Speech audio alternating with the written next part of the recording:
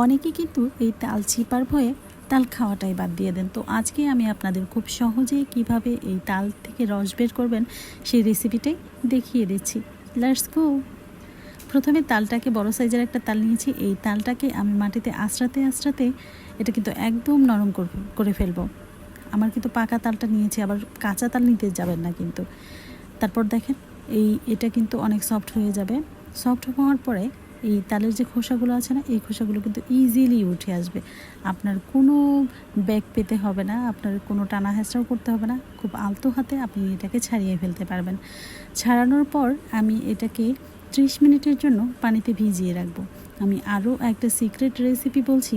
তালের রস বের করার সময় আপনি পানি যত কম ব্যবহার করবেন, আপনার তালটা কিন্তু তেতো কম লাগবে।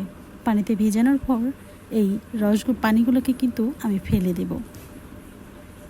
ফেলে দিয়ে এরকম একটা চালনার সাহায্যে আমি এই ভেজানো তালগুলোকে নিয়ে ঘষে ঘষে এটার রসটা বের করব। এইভাবে রসটা বের করলে হয় কি, এখানে এক্সট্রা কোনো পানি থাকে না। আমি খুব কাছ থেকে আপনাদের দেখিয়ে দিলাম সবটাকে। তো দেখেন আমার এই রসটার মধ্যে কিন্তু কোনো পানি নেই, শুধু তালের খামির বলেন বা রস বলেন, যেটাই। আমার ভিডিওটি কেমন লাগলো অবশ্যই জানাবেন।